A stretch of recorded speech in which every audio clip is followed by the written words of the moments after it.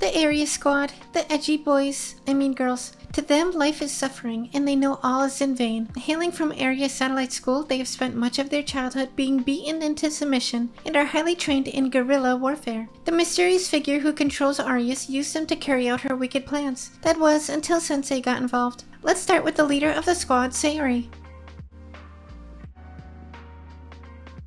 The leader of Arius Squad, an elite special forces unit within Arius Academy. She has a cold side where she uses any means or methods necessary to achieve her goal, but she is passionate and she expresses her emotions honestly. She's an unrivaled expert when it comes to guerrilla tactics, but she lacks common sense in everyday life. It's said that the Arius Squad's combat power is the result of completing Saori's training from start to finish. 17 years old, birthday September 3rd, height 5'6", and hobbies none. Saori is someone with a little concern for herself. The only thing that matters to her is completing the mission. Her relationship with pride is a complicated one. She is someone who knows immense shame, and she's been more than willing to prostrate herself in sorrow and plead, and yet her closed-mindedness allowed her and her team to be manipulated in service of Beatrice.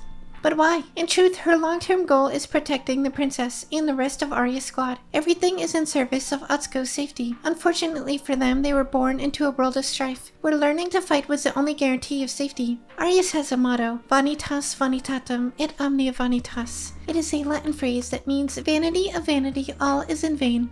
The Arius students repeat this phrase constantly as it defines their entire worldview. It's like their entire Bible in a single verse. Although even if all is in vain, it's not a justification to give up or lie down and die. Death may be inevitable, but you should still live and fight. The other Arius Squad members struggle with this, but Saori and Azusa are able to live by it. Saori is the oldest member of Squad and the tallest. She always took the leader and older sister role, guiding and training the other members. She might be older than the other members, but she's still a kid too. Her leadership was never perfect, and the responsibility placed on her likely took up 100% of her time, always training or working to protect and educate the others. She never had time to develop any interests outside of survival like all the other members have. The defining characteristics of Saori's design are the hat, the mask, and the midriff. Another masterclass of Blue Archive character design, as they take certain appealing gimmicks and create a design that emphasizes them naturally, and they always stop before things become too over-designed. Thanks to the concept art books, we can see how her design evolved over time. You'll notice the silhouettes are already decided. What changes is how to fill them. The early design is more princess-like, with this sash thing around her waist and the extremely long hair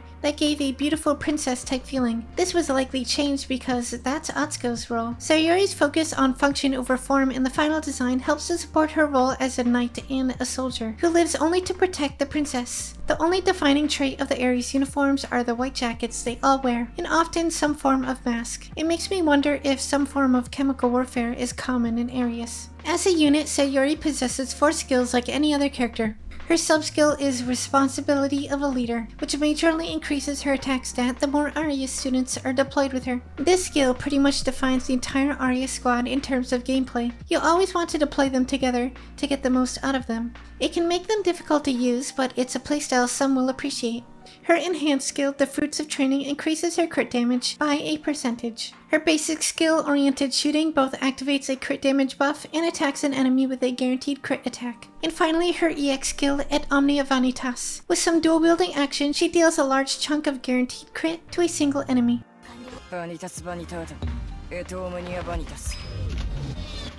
Her equipment items all help to further boost her crit damage. Saori's main weapon is a 6R SIG M400. She hasn't bothered naming it, so it's just labeled Arius Assault Rifle. It's a rifle chambered in 5.56 NATO, and it's semi-auto only. That paired with Saori's crit-related skills kinda conveys that she likes to make every shot count. She's also got a 6R P226 as her backup sidearm. The P stands for Pea Shooter since it's a 9mm.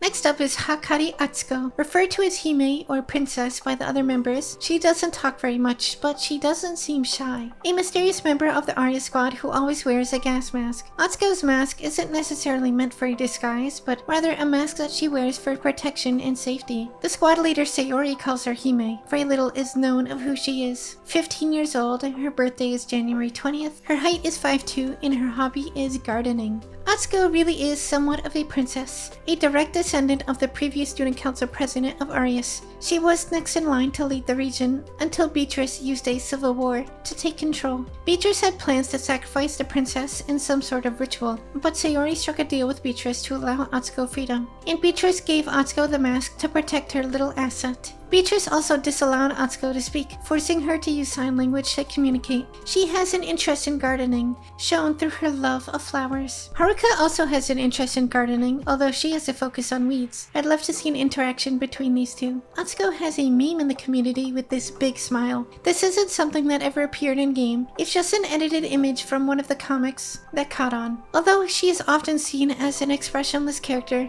a mischievous smile like this isn't completely out of character for her. The idea that her mask might hide such a ridiculous expression is a bit amusing and probably why it caught on. The main points of focus on Atsuko's design are the hood, the mask, and the socks, and later the leotard. Atsuko's design is like a cross between a tactical gas mask girl and Victorian fashion. Nowadays, everyone is used to having socks that hold themselves up, but elastic socks weren't actually invented until the 1930s. Before this, people had to use things like garter belts or sock garters. Once you notice how Atsuko's goofy 19th century socks contrast with the rest of her menacing appearance, you won't be able to unsee it. All of the Arius students have these star-like halos, which they share with the General Student Council. It makes me wonder if there's some kind of connection between Arius, Trinity, and the nature of Kivotos itself. It might just be a coincidence though. One of her early designs makes her look very similar to a generic Arius mob. Masks can often be a no-no when it comes to anime character design, since eyes are a major focus of what makes anime characters appealing. I'm glad they didn't allow that to limit her design.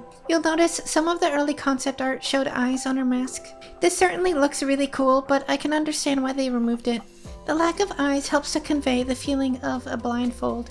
Atsuko's role is a tank. Ironic that the princess who is meant to be protected is the one fighting on the front line. Atsuko's subskill is high pain tolerance, increases her evasion when her health is below 30%. A princess who is used to getting shot. That can't be right. Her enhanced skill is practice makes perfect. Passively increases her evasion stat. Her basic skill is Let's Hide, letting her throw a smoke bomb at her feet that increases the evasion of all allies standing within it. And her EX skill is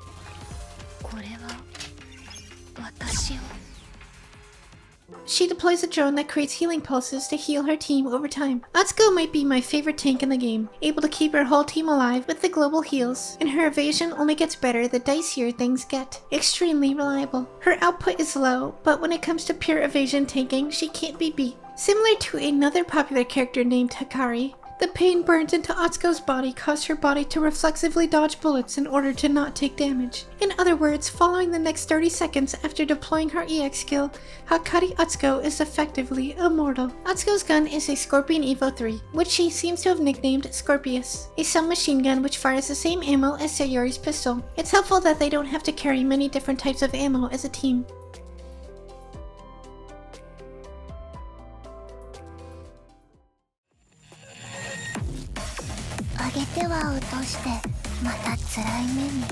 The next member of squad is Tsuchinaga Hiyori, a gloomy girl who mostly takes the role of comic relief among the team. Hiyori follows other Aries students around, always crying about her latest heavy burden. She has low self-esteem and a negative personality. She tends to be pessimistic about everything in the world, and she believes the only purpose of life is suffering. 16 years old, her birthday is January 8th, her height is 5'1", and her hobby is collecting magazines. She might be comic relief, but she's no jokester. The comedy comes from her over-the-top self-deprecation and pessimism. Despite her overly depressive worldview, she isn't mean or spiteful at all. When she first sees young Atsuko dressed in such fabulous royal clothes she had never seen before as a pauper, her reaction isn't jealousy but inspiration. She was happy to see that anyone had the privilege to dress so beautifully. Her hobby is listed as collecting magazines.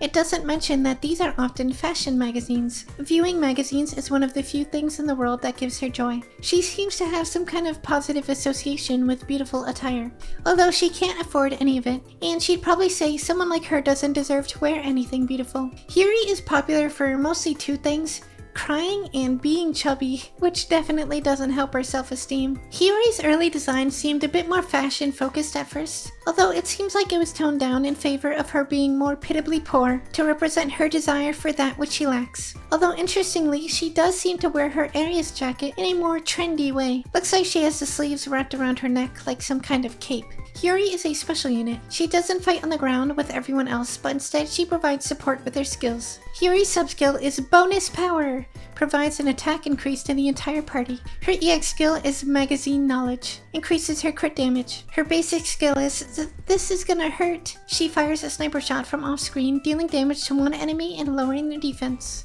And her EX skill is to Take This, another single target snipe, although it's a projectile so it requires a clear shot. It deals damage and lowers defense, with a stronger debuff if there are 3 or more area students in the team. She uses her giant bag to prop up her sniper and take the shot.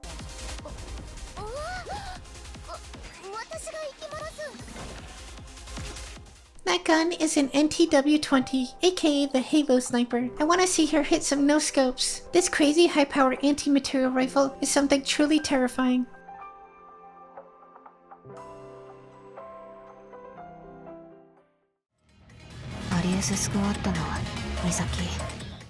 Now we come to Imashino Misaki, the last member of the Arius squad.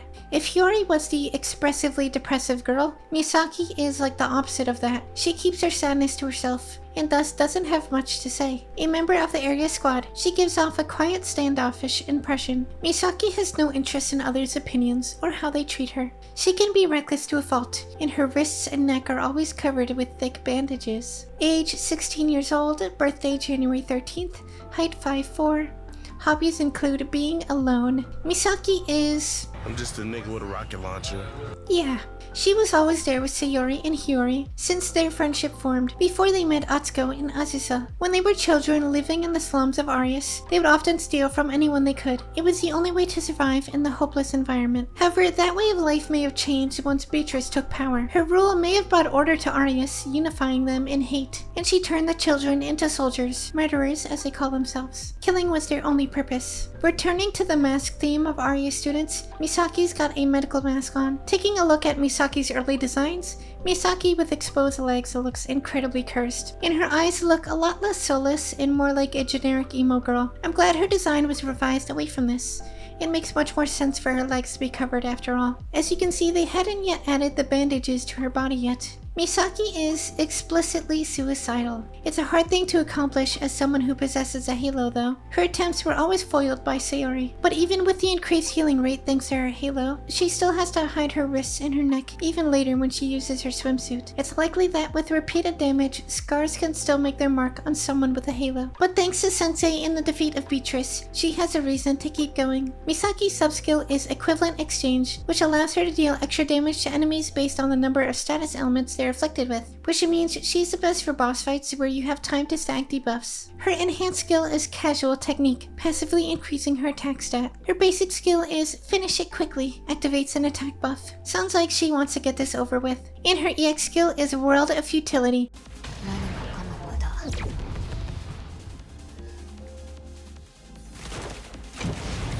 Which fires a missile into the air, which spreads multiple tiny fire AoEs that do pitiful damage. 14.3% damage across 7 AoEs that take once every 4 seconds for 48 seconds, which equals out to about 1,201% damage, which seems pitiful compared to Azusa, who can deal 2,000 damage in an instant. Well, the difference is Misaki has a much higher attack stat than Azusa, and with her unique equipment she gains a defense-piercing effect. One thing about Misaki is that she has a rocket launcher. Rocket launchers are special because they do a very small bit of splash damage on every hit. Where might this be useful? Maybe if you're fighting really bunched up enemies like the bots, but it really doesn't matter that much. Her gun is an FIM-92 Stinger, which is meant to be a surface-to-air missile launcher, but she uses it more like an RPG-7 combined with a javelin, firing direct shots at infantry or a guided missile that launches into the air and then splits into sub-munitions which spread burning across the battlefield. Misaki's also got a shoe gun. Shoe gun? Really? No shoe gun, back up. You could probably reload your rocket launcher faster than you could draw that thing. At least carry one on your belt too if you're gonna have a shoe gun.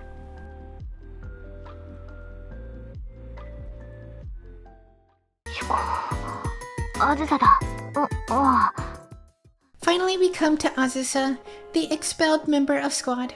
technically a Trinity student now, the only Arius character with non-human features. She's got wings. The Ice Queen of Trinity's makeup work club. After dropping out of school, she ended up at Trinity and is studying again, despite being lonely. Azusa distances herself from others to avoid causing trouble, a source of concern for the makeup work club members. 16 years old, birthday is December 26th, height is 4'10", and her hobbies include none. The description is a bit inaccurate, and holy crap, she is shorter than I thought. The last to join Saori's crew. Maybe she never really was a member of squad. Saori says Azusa never really accepted them, despite Saori protecting her. Azusa was sent to Trinity with a bomb meant to kill Seiya. Then she was enrolled at Trinity to act as a spy and disrupt the Eden Treaty. As the smallest member of squad, she relies the most on guerrilla tactics, laying improvised explosives and traps over any point she intends to hold. We don't have much to look at in terms of Azusa's early designs. I'm sure they've got more in the vault, but this is all they felt appropriate to reveal as of now. Just some detail on the nature of her clothes and such. It is interesting how beautiful and ornamental her outfit is though. It really contrasts how poor she was when she was an Arius soldier. Perhaps this is the sort of way she always wishes she could have dressed. Although she's not afraid to throw her standard issue Arius gas mask on when the situation calls for it. Azusa has been through a lot. She was never one to respect any kind of authority, no matter how much it caused trouble for her. In that way, she's quite similar to Hoshino. After joining the makeup work club, she has developed a very close relationship with Hifumi, something she was never able to do with anyone at Arius. Despite her tortured past, she doesn't shun the carefree daily life of normal girls. In fact, she seems to have a preference for it, which is likely why she came so attached to Hifumi. A truly heartwarming relationship. A tortured soul like Azusa becoming friends with an innocent girl like Hifumi, and Azusa not allowing her past and suffering to define who she is. She's always had a sense of justice, despite being forced to attack Seiya. Her sins weigh heavy on her soul, and yet she perseveres. Azusa's sub-skill is Kick 'em while they're down, allows her to deal extra damage to enemies with status ailments. Goes to show her specialty in guerrilla tactics. Even with her sense of justice, she's ruthless. Her enhanced skill is Grueling Training, increases her crit rate. Her basic skill is Sagita Mortis, deals damage to a single enemy and lowers their defense. And her EX skill is Intulit Mortem.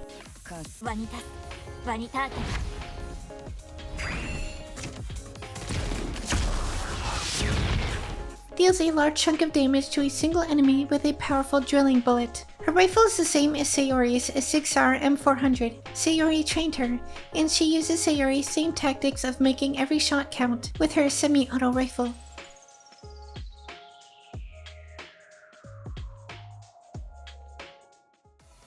Now that we have a good idea of who the Arius squad are, let's talk a bit about how they function in gameplay. As I mentioned before, both Saori and Hiyori have skills that make them stronger when deployed with more Arius students. It's not just limited to these 4 units though. Azusa counts towards the passive as well. And once the Arius swimsuit ults are released, you'll be able to use them too. It may seem a bit weird, but I kinda hope that one day we do get a completely new Arius student. They're all explosive damage type units. That makes things easy. Their most obvious role is against Hieronymus, which makes sense because he's a boss that was introduced with their story volume. He has a mechanic where you have to heal his lamp several times over to deal extra damage to him, and another lamp you have to kill to stun him. Atsuko is great for continuously healing the lamp without needing a dedicated healer, and Saori can kill the red lamp at a moment's notice. Meanwhile, Misaki can leave her burn under the boss for consistent damage. Also, Hero whatever has an attack where he places a tank buster type attack on one of your units. When the timer ends, it detonates for massive damage. You can cleanse the effect by healing the character to full health. Atsuko's consistent healing skill is perfect for this. Atsuko is also really good paired with other tanks. Again, her EX skill can keep the other tank healed, but also her smoke bomb that she throws on the floor will affect everybody in the radius. So since the other tank is probably going to be standing next to her, that's a free evasion boost for the other tank as well. And of course she's good for final restriction release where you get 6 characters on the field at once. Only someone like Atsuko, who is a giant healing field, can heal everybody at once, and it's really good to position her on a specific side where she can heal one of the pillars. If you don't know, when lightning strikes a pillar, it gives a massive damage debuff to everybody hit by the attack. You can stop this from happening by healing one of the pillars to full. Whichever pillar is fully healed will not be targeted by lightning. If Atsuko gets hit by the lightning, it doesn't really matter. She wasn't really contributing damage anyways.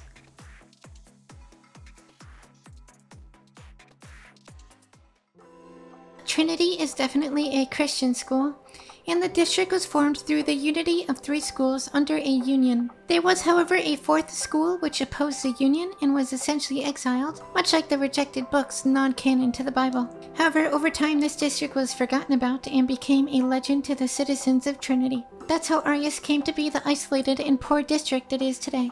Arius has that bloodborne feel to it. What I mean is, it has those stone-paved British streets, paired with a brooding atmosphere in a broken-down society, complete with a dark color scheme. The Arius mobs all wear gas masks, and they have white jackets. The young Arius squad was shown with black jackets though. It may be that the jacket colors are decided by rank or grade, and so they don't get the white jackets until their training is completed. The Arius squad's role in the story is basically as terrorists, right? They specialize in blowing shit up. They brought a bomb to Seiya, blew her ass up. Their goal was to take advantage of Kivoto's natural manifestation of contracts and use the Eden Treaty to bestow them with the power of the St. Justina Council. So they blew up the church where the Eden Treaty was being signed. They also blew up Makoto's blimp. Then Azusa loses to Saori and tries blowing her up. But despite all this violence, Sensei still has to forgive them. They're just students after all. Saori actually manages to shoot Sensei, and yet he still cares for and leads her. After all is said and done, the Eden Treaty conflict is resolved. At least for now. The Arius squad still remain fugitives. Even if Sensei forgives them, they still tried to kill him and caused so much damage, destroying even a historical holy site at Trinity. And so the Arius squad continue on as hobos. I mean, unhoused people. But Saori separates from them. She likely feels great shame for the struggle she put them through, and so she watches over them secretly. But with the free time she has now, she's taken on part-time jobs. Since she's a wanted woman, the only jobs she can take are underworld. Good thing she has the perfect skill set, but unfortunately her lack of street smarts can lead to her getting taken advantage of. Saori and Misaki's bad ends are explicitly shown to us in PV4. Saori is shown restricted and defeated by Beatrice's thorns. However, there also looks like a moment where Azusa kills Saori. If that's what's happening here, maybe Saori is first defeated by Beatrice, and she sends her to go fight Azusa, who she then allows to kill her. I'm not really sure. And here's Misaki in a bathtub. Yep, she went out the same way as Carmen. It's possible all the bad ends are meant to happen after Ibito's Chapter 3, since that's when Sensei is attacked by Basement Dweller. Maybe it's a timeline where Beatrice survives and she's able to take revenge on Squad after Sensei's defeat. If I'm missing something that spells this out, please let me know, but I'm fairly sure we have no way of truly understanding the bad endings as of now. Volume 3 has a common theme of princesses. Beatrice looks like a wicked queen. Atsuko is actually a princess.